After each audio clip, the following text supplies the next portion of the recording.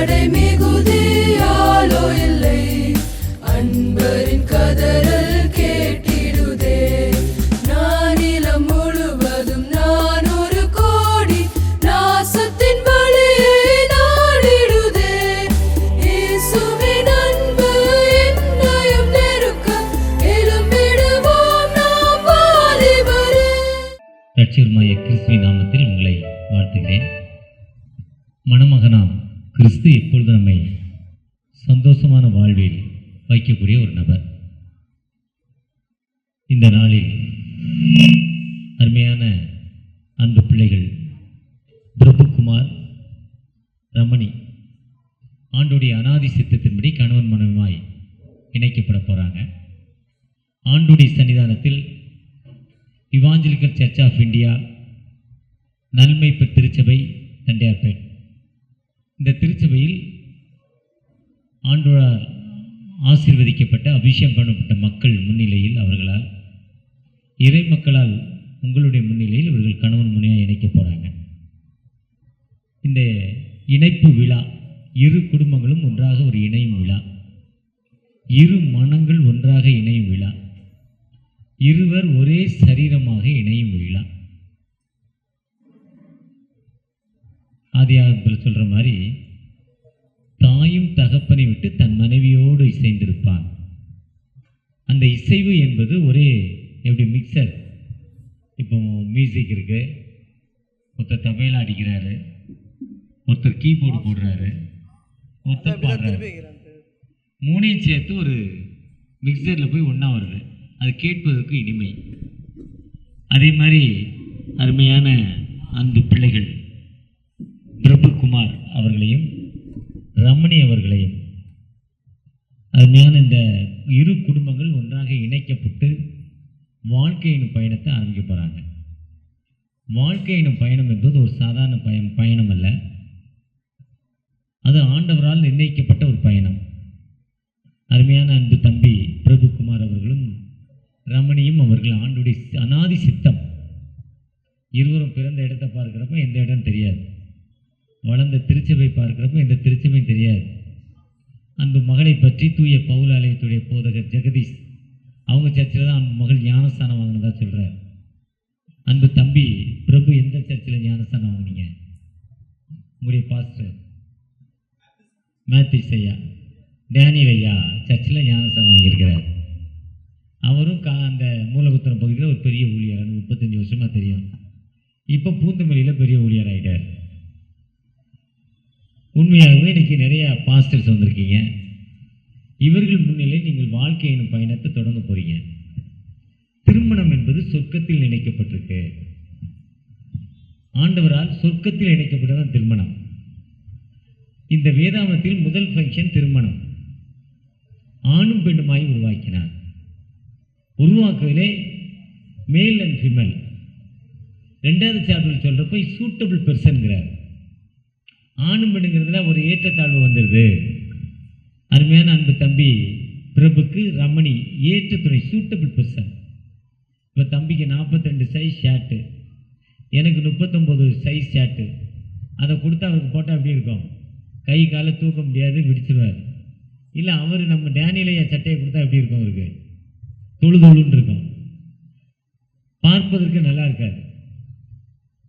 அந்த ஷர்ட் என்பது அதுதான் சூட்டு. அளவு கொடுக்கணும், ட்ரையல் பார்க்கணும், அப்புறம் போட்டு பார்க்கணும். அதுதான் சூட்டு. அந்த சரியாக இருக்க வேண்டும். நேற்று ஒரு திருமணத்துக்கு போயிருந்தேன். எங்கள் ஊரில் ஒரு தம்பி ஆஃப் கோட் போட்டார், பேண்ட்டு ஆஃப் கோட் சூப்பராக போட்டிருந்தார். நான் அவரே ஒரு மணி நேரம் ரசனை பண்ணிக்கிட்டே இருந்தேன். பொண்ணு வீட்டுக்கும் மாப்பிள்ளை வீட்டுக்கும் சொந்தக்கார். ரொம்ப ஒரு மாதிரி டைட்டாக அப்படியே அப்படியே அப்படியே ஒரு மாதிரி நடக்கிறார். அவ்வளோ டைட்டாக தைச்சிருக்கிறார். ஃப்ளெக்சிபிளாக இல்லை அவருக்கு. ஆனால் நல்லா இருக்குது, ஃப்ளெக்சிபிளாக இல்லை. ஃப்ளெக்சிபிளாக இருவருடைய வாழ்க்கை என்பது ஃப்ளெக்சிபிள். அதுதான் ஏற்ற துணை என்று 2வது வசனத்தில் சொல்கிறாரு. இருளில் வாழும் ஜனங்கள் பெரிய வெளிச்சத்தை காண வேண்டும் என்பதற்காக வானத்தையும் பூமி படைத்த ஆண்டவர் இந்த உலகத்தில் வந்து முதலாவது அற்புதம் காணா ஒரு கல்யாணம். யோவான் 2ஆம் அதிகாரத்தில் ஃபர்ஸ்ட் மிரக்கல் எங்கன்னா காணாவூர் கல்யாணத்து வீட்டில். ஏன்னா வாழ்க்கை பயணமே முதல் ஃபங்க்ஷனே திருமணம் தான் மனிதனுக்கு.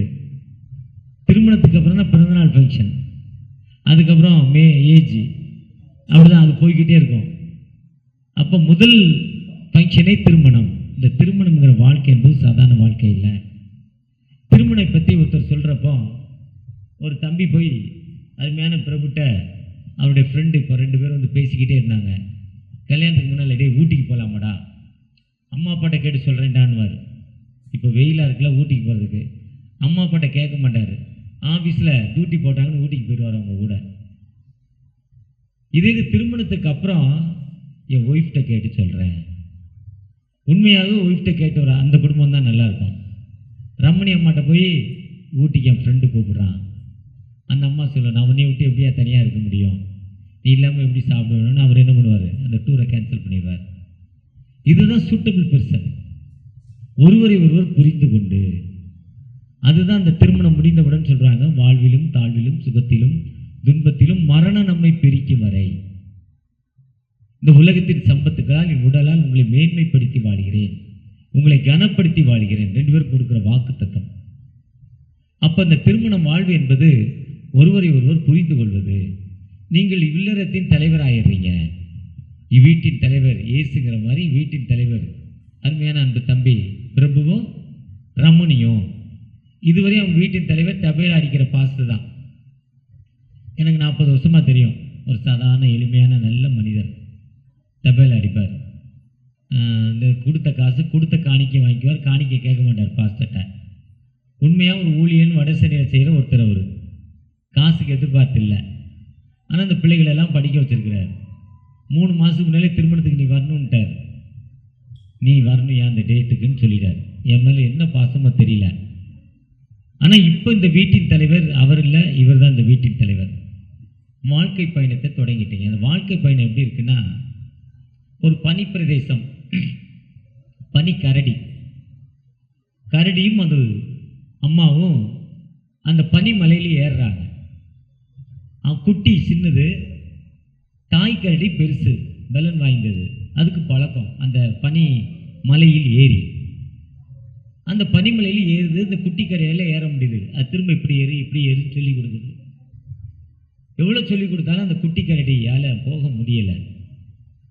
பெரிய கரடி, தாய் கரடி, மதர் கரடி, மதர் டெடிஃபிட் மேலே போயிடுச்சு. மேலே இருந்து கம் குயிக்லிங்குது, சீக்கிரம் வா. இந்த பனிக்கரடி வந்து ரொம்ப முயற்சி பண்ணுது, வாழ்க்கையில் கஷ்டப்பட்டு மேலே ஏறுது. ஆனால் ஒரு வழியாக அம்மாட்ட போய் சேர்ந்துருது. ஒருவேளை அந்த வாழ்க்கையில் எங்கிட்ட அனுபவத்தை கேட்டால் 64 வயது, இந்த திருமண வாழ்வு எப்படி இருக்குன்னு சொல்லுவோம், இந்த குடும்ப வாழ்வு எப்படி இருக்குன்னு சொல்லுவோம்.